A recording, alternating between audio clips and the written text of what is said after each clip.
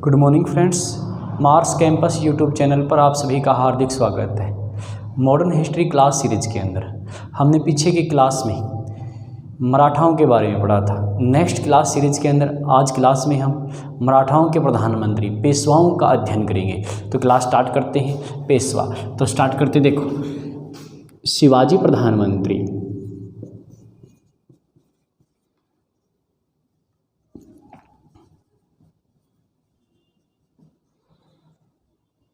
शिवाजी प्रधानमंत्री पेशवा कहलाए।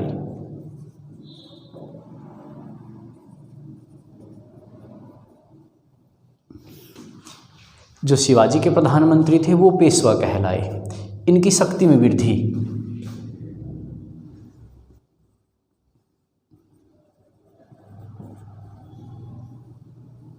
जो पेशवाओं की शक्ति में वृद्धि का कारण है ताराबाई और शाहू महाराज के मध्य गृह युद्ध। तो शक्ति वृद्धि का कारण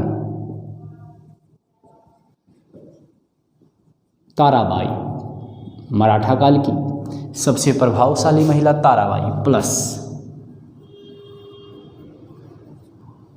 शाहू महाराज में गृह युद्ध।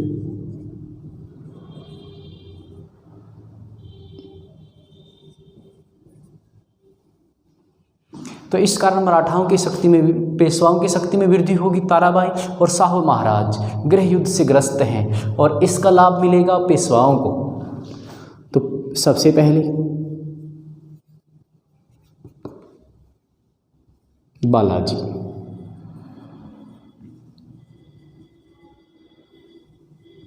विश्वनाथ, ये पहले पेशवा हैं। बालाजी विश्वनाथ 1713 से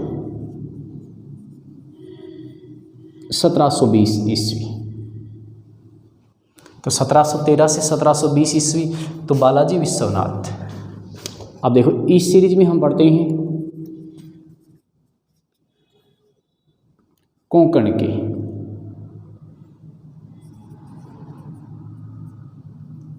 चित्पावन ब्राह्मण हैं।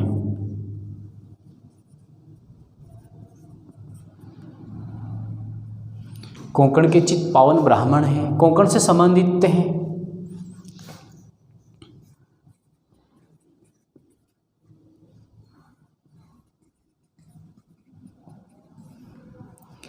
राजस्व अधिकारी से मराठा दरबार में अपनी सेवा आरंभ करते हैं।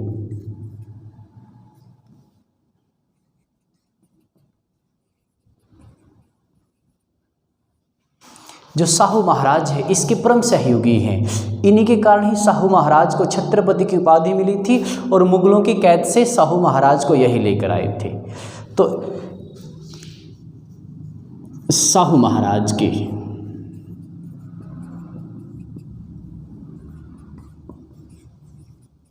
प्रथम पेशवा बने।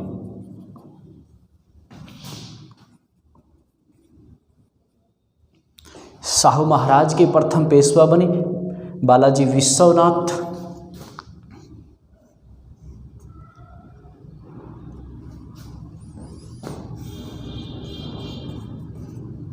दिल्ली पहुंचकर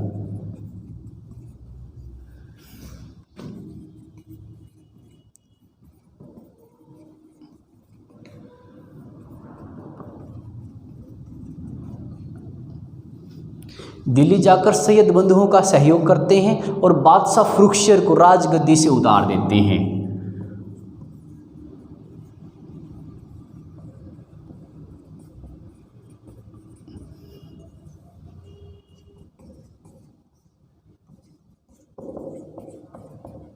तो बादशाह फरुखशर को गद्दी से उतारने में परम सहयोग करेंगे।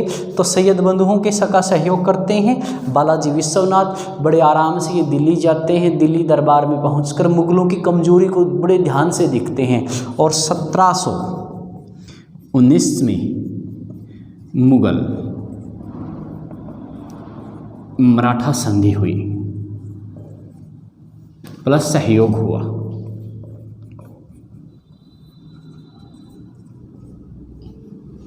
तो 1719 के अंदर मुगल और मराठाओं में संधि और आपस में सहयोग स्टार्ट हो जाता है।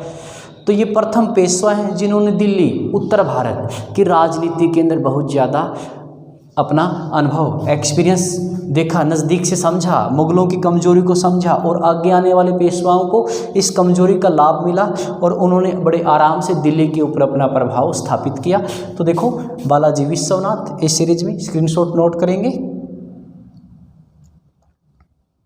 Most important view of exam, Shahu Maharaj के प्रथम पेशवा, पेपर परीक्षा के अंदर पूछा जाएगा कि प्रथम पेशवा कौन बने, बालाजी विश्वनाथ। तो यहाँ तक नोट डाउन करेंगे। नेक्स्ट इसके बाद देखो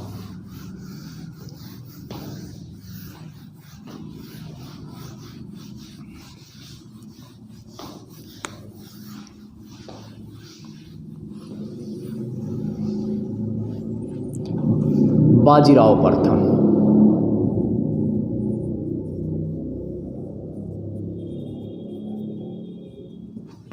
बाजीराव प्रथम 20 से 1740, 1720 से लेके 40 बाजीराव प्रथम।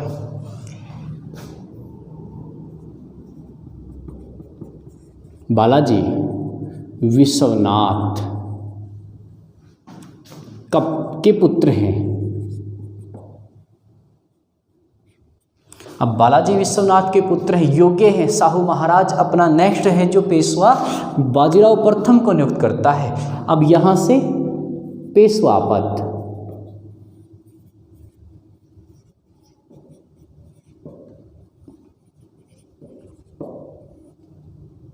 पैतृक हुआ। तो यहां से पीढ़ी दर पीढ़ी पेशवा पद पैतृक, पिता के बाद उसका पुत्र, उसके बाद उसका पुत्र, तो पेशवा पद पैतृक हुआ। इन्होंने दोबारा से गोरिल्ला युद्ध पद्धति आरंभ की। अब ये दोबारा से गोरिल्ला युद्ध पद्धति शिवाजी महाराज ने चलाई थी। अब नेक्स्ट इनको दोबारा चलाने वाले ये आ जाएंगे। और तीसरे व्यक्ति जिन्होंने गोरिल्ला युद्ध पद्धति को चलाया है वो है मलिक अंबर। मलिक अंबर ने भी गोरिल्ला युद्ध पद्धति को चलाया। दूसरे हैं बाजीराव प्रथम, तो गोरिल्ला युद्ध पद्धति को आरंभ किया। इस कारण इनको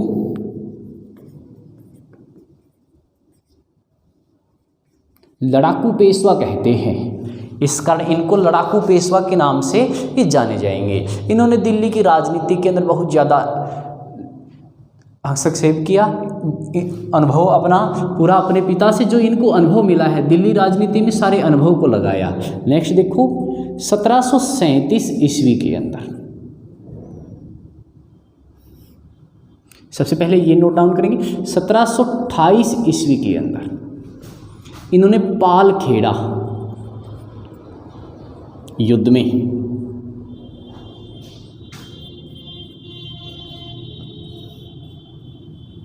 हैदराबाद निजाम को हराया।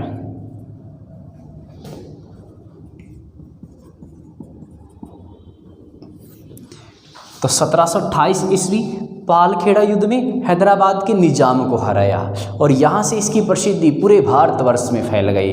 तो निजाम से इन्होंने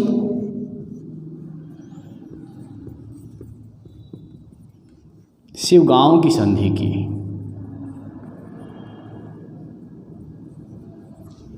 शिवगांव की संधि निजाम प्लस बाजीराव।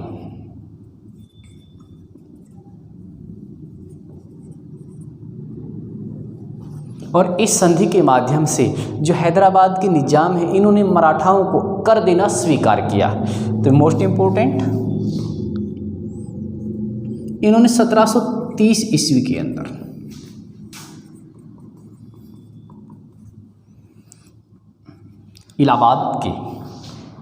इलाहाबाद कैद से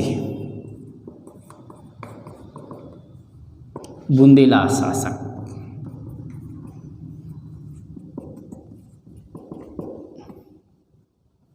छत्तर साल को मुगल कैद से रिहा करवाया। 1730 इलाहाबाद कैद से बुंदेला शासक 76 साल को रिहा। तो 76 साल को रिहा करवाया। मोस्ट इंपोर्टेंट 1737 ईस्वी में दिल्ली पर शक्ति प्रदर्शन।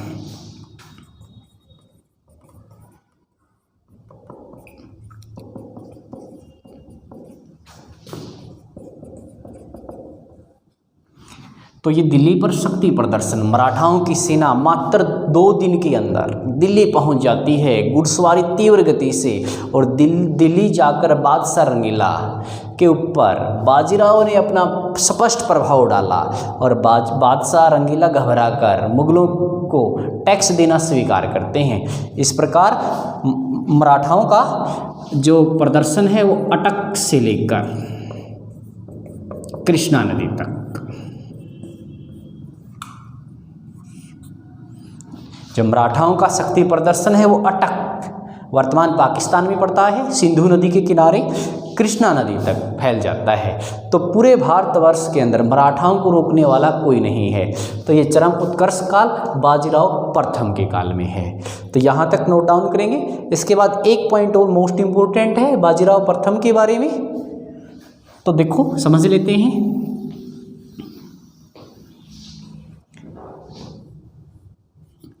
जो बुंदेला शासक है छत्रसाल, यहाँ से एक मस्तानी नामक महिला इनकी प्रेमिका बाजीराव प्रथम की प्रेमिका बन जाती है। तो इस कारण लिखेंगे, आप नोट डाउन करेंगे, मस्तानी नामक प्रेमिका के कारण इनका जो पारिवारिक जीवन है वो तनावपूर्ण रहेगा। तो मस्तानी नामक प्रेमिका के कारण पारिवारिक जीवन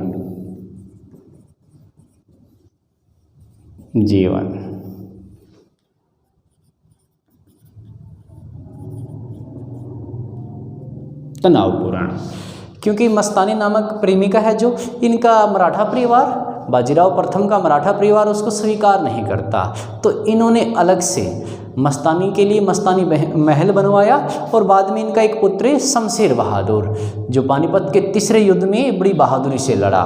तो मस्तानी नामक प्रेमिका के कारण इनका पारिवारिक जीवन तनावपूर्ण रहता है। बाजीराव प्रथम मराठा काल में शिवाजी महाराज के बाद सबसे महान प्रतिभा के इंसान, तो बाजीराव प्रथम दिल्ली की राजनीति में भी भाग लेते हैं, नोट डाउन करेंगे। नेक्स्ट हम इसके बाद आगे बढ़ते हैं। अब इसके बाद है जो इनके पुत्र आ जाएंगे, इसके बाद इनके पुत्री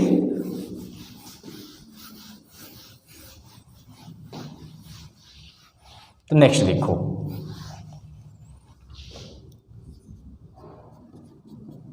बालाजी बाजीराव। बालाजी द्वितीय भी कह सकते हैं, क्योंकि बालाजी विश्वनाथ पहले बालाजी हो चुके हैं। बालाजी बाजीराव 1740 से 1761, 1740 से 1761 आ जाएगा। तो नोट डाउन करते हैं। देखो सबसे पहले इतिहास के अंदर इनको नाना साहिब,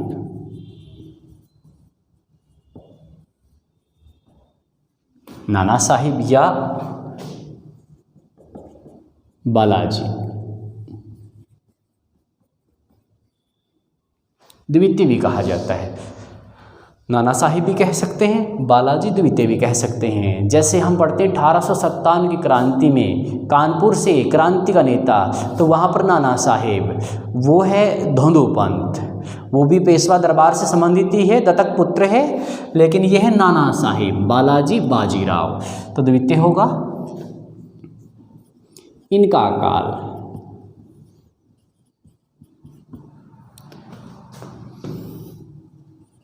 मराठा काल का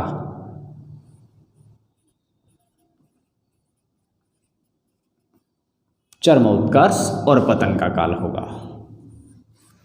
इनका काल है मराठाओं का चरम उत्कर्ष, मराठाओं की शक्ति सबसे ऊपर तक जाएगी, लेकिन पतन का काल भी है, पतन का काल भी होगा, उत्कर्ष का काल भी है, दोनों एक जैसे। क्योंकि देखो पतन का काल क्यों है, क्योंकि इसी के काल में पानीपत का तीसरा युद्ध लड़ा गया, जिसमें मराठाओं की बुरी तरह पराजय है। उत्कर्ष का काल क्यों है, क्योंकि दिल्ली दरबार प्रभावाधीन।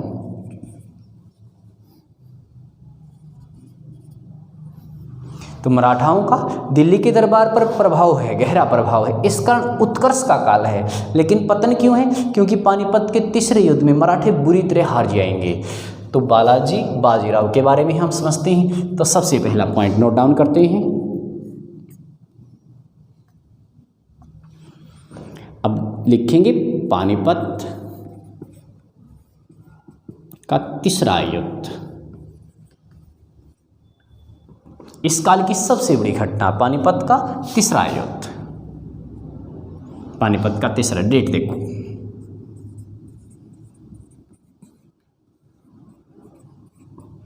चौदह जनवरी 1761।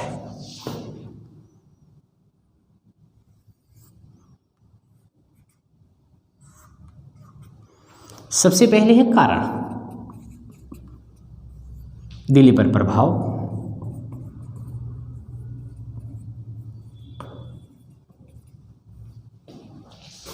फिर है मध्य,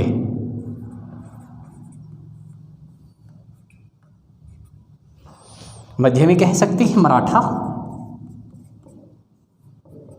प्लस अफगान। मराठा और अफगानों के मध्य में आ जाएगा। फिर है नेतृत्व,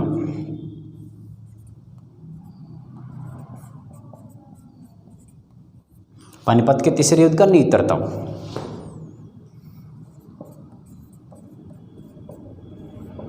मराठा में है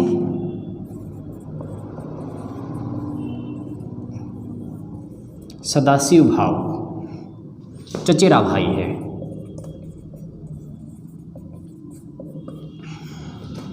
और विश्वासराव,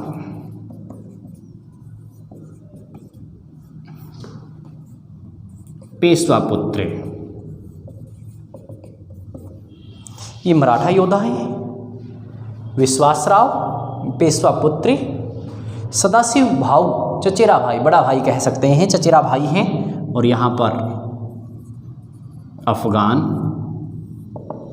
अहमद शाह।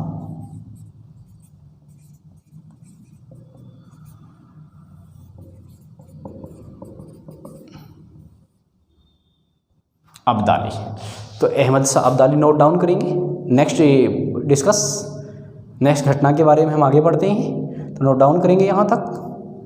इतिहास का मोस्ट इंपोर्टेंट, युद्धों का अखाड़ा पानीपत हरियाणा की भूमि के अंदर 3 महान युद्ध लड़े गए। पहला 1526, दूसरा 1556, तीसरा 1761।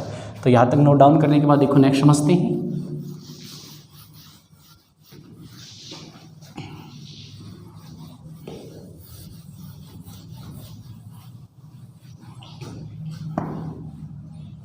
अब इस युद्ध का परिणाम,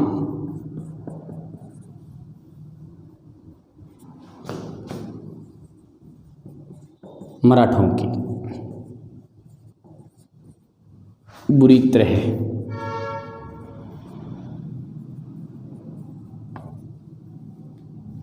मराठाओं की बुरी तरह पराजय, मराठे बुरी तरह हारे।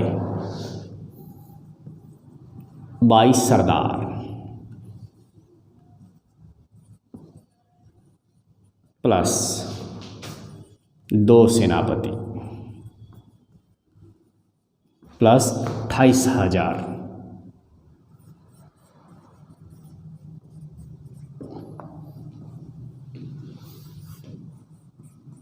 वीरगति प्राप्त। मराठाओं के उत्कृष्ट 22 सरदार योग्य 2 सेनापति 28,000 सैनिक इस युद्ध में मारे गए। प्रत्यक्षदर्शी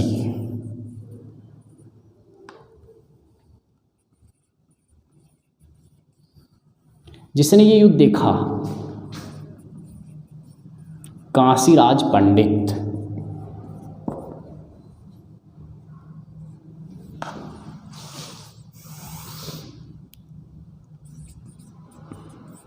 जीवित सरदार जो युद्ध से बचे हैं केवल 2।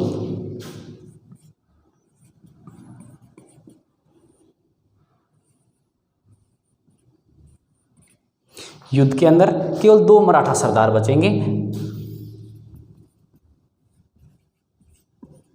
नाना फडणवीस,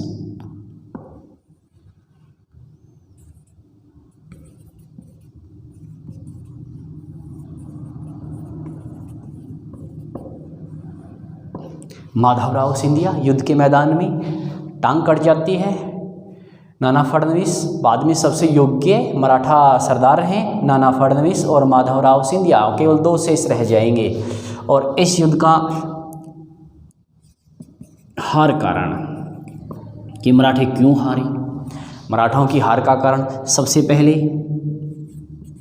उत्तर भारत शीत ऋतु, उत्तर भारत में सर्दी की ऋतु है और मराठे महाराष्ट्र से आए हैं, तो सर्दी की ऋतु का शरीर पे गहरा प्रभाव। दूसरा रीजन लिखेंगे सिख, राजपूत, जाटों से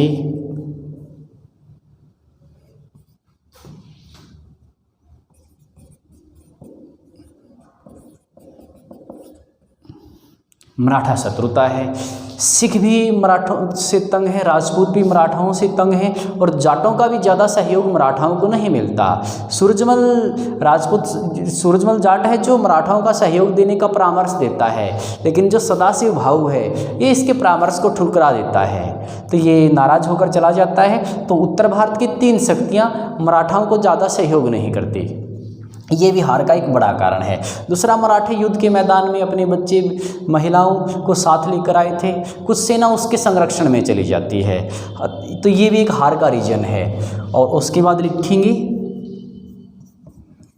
23 जून 1761 को जो बालाजी बाजीराव है इनकी मृत्यु हो जाती है। तो दिल का दौरा पड़ने के कारण या हार के गम के कारण कह सकते हैं बालाजी बाजीराव की मृत्यु हो जाती है। जब एक व्यापारी ने पूरे युद्ध का हाल बालाजी बाजीराव को सुनाया तो इस युद्ध के हाल को सुनते ही तत्काल कुछ समय के बाद बाजीराव की मृत्यु हो जाती है। और उसके बाद इनका जो उत्तराधिकारी बनेगा, नेक्स्ट इनका जो उत्तराधिकारी है वह है माधवराव। 1761 से 1772, ये माधवराव 1761 से 1772, ये अंतिम सबसे योग्य पेशवा होगा। तो ये अंतिम सबसे योग्य पेशवा है और बिल्कुल अंतिम पेशवा है बाजीराव द्वितीय, जो अंग्रेजों के संरक्षण में चला जाएगा, सहायक संधि को स्वीकार कर लेगा और 1853 के अंदर बाजीराव द्वितीय की मृत्यु हो जाएगी। तो इस सीरीज में हम यहाँ तक पढ़ते हैं। नेक्स्ट इसी टॉपिक को हम आगे बढ़ाएंगे। आज की क्लास में यहाँ तक मोस्ट इम्पोर्टेंट तथ्य हम जो शेष रह गए हैं वो कल की क्लास में नोट डाउन करेंगे। धन्यवाद।